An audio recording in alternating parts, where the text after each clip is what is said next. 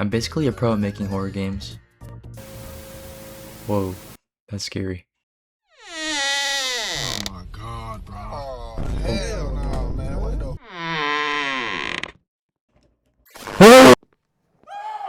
Oh, damn. R.I.P. Ooh, shit.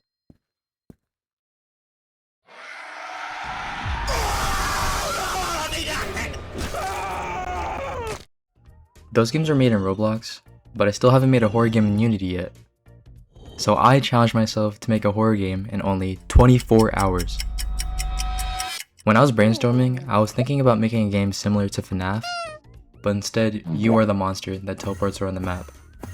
Honestly, I couldn't think of anything else, so yeah, that's my idea. The basic premise of the game is that you are the ghost, whose goal is to not get caught by the Ghostbuster, or Ghost Hunter I guess. You are able to teleport across rooms and hide in objects to stay out of the hunter's sight. To win the game, you must possess the hunter once his sanity is too low. I made this task board to try and stay organized. It didn't really help, but it makes me feel more professional. It's been about 2 hours, and so far, I've made this floating beam. I made it by referencing the code in this video by Toyful Games, which showcases how they made their own player controller. It's not a perfect recreation, the player kinda trips up the stairs, but it works, and that's what matters. I spent some time looking for a house model from Sketchfab, and I eventually found this one, which I thought was perfect for my game. I opened it in Blender just to see if I needed to change anything, and everything was in Chinese. Then I worked on the room switching system. I needed to make a user interface so that the player could actually use it. I took some inspiration from the FNAF camera UI. In Photopea, I made a silhouette of the house and then added some buttons to it. I did a little coding, and now the room switching system is finally working. But the player can still walk through walls, which is ghost-like. However, I wanted the gameplay to be really simple, so I added some collisions to the walls. It's already been about 5 hours, so I thought it was a good idea to start working on the ghost model. I opened Blender and got to work.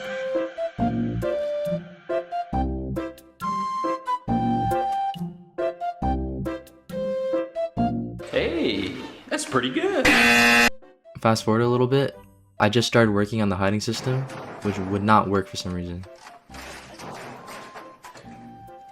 So I put that on hold, and I reopened Blender to start working on another ghost model, because I wasn't really happy with the current one.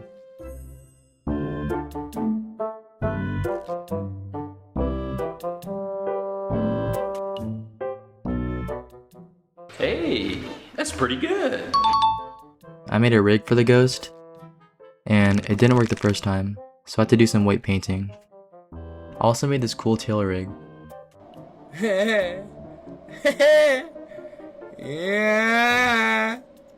Men, girls, men, girls, men, girls, men, girls, men. I made an idle animation for the ghost, and then I imported it into Unity, which definitely didn't take 2 hours.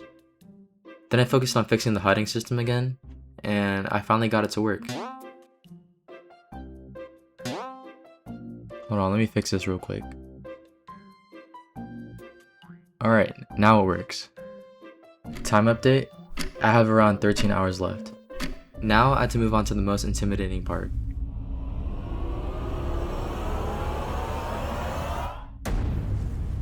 Hey! I! Unity already comes with some tools, which made AI not as daunting to implement. I got the patrolling logic done pretty quickly, and I try to make it work somewhat like the FNAF AI. I don't really know how to explain how it works, so let me just show you this video. Approximately every 4 or 5 seconds, the animatronics are allowed to do what we're going to call a movement opportunity. The game decides whether or not each animatronic is allowed to move during this opportunity by sheer luck. The game will pick a random number between 1 and 20. That number is then compared to the animatronic's current AI level. If the level meets or exceeds the random number, then the animatronic will move. Yeah, something like that. Right now, the AI just phases through doors.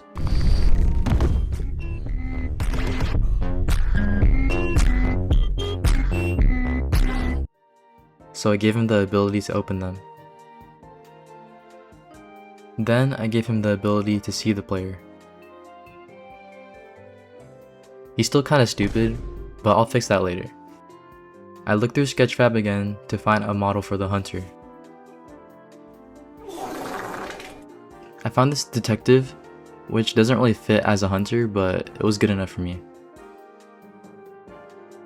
I went to Mixamo to get some idle and walking animations for the hunter. Hey yo, what the? What'd you say about me? Say it to my face. I eventually just chose these torch animations. Then I imported him into Unity, but he was looking a little freaky. I had to manually change all of the textures, which didn't take long, but it was a little annoying. I imported the animations, and it's definitely looking a little scary now. No! To fix how easily you could slip out of his sight, I attached a hitbox to his face, which kinda acts as his peripheral vision. He can track you a lot smoother now. I looked through the Unity asset store for some free particle effects. I added these cartoon particle effects to my game and gave the hunter a torch, which is literally just a cylinder and some particles attached to it. Then I made some particles for when the player hides in an object. I added a slight shake and pulse to the object whenever you hide, which caused some glitches, but I fixed that pretty quickly. So I forgot to check the time, and I low-key only have 1 hour left. I'm so cooked. The next thing I made was a sanity bar, which just goes down over time, and when it's empty, the hunter stops in his tracks. The animations still play though, so I went to Mixamo again to find a couple more animations. Then I made another bar for the ghost's health, which decreases when you're in the hunter's vision.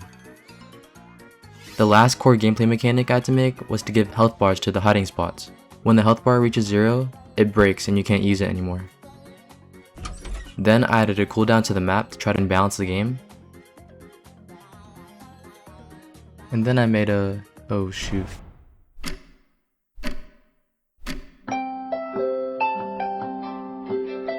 Sadly, I couldn't finish the challenge, but I can't just give you guys an unfinished game. I worked for about another 3 hours, where I made it so you could possess the hunter, added a game over screen, title screen, pause screen, added sound effects, made a nice itch.io page, and I've made the world's best waiting simulator.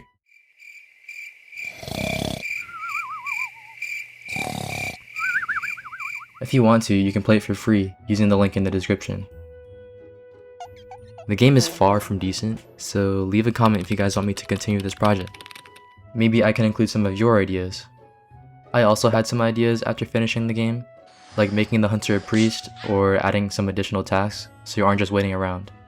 Thank you guys for watching, and if you enjoyed it, like and sub.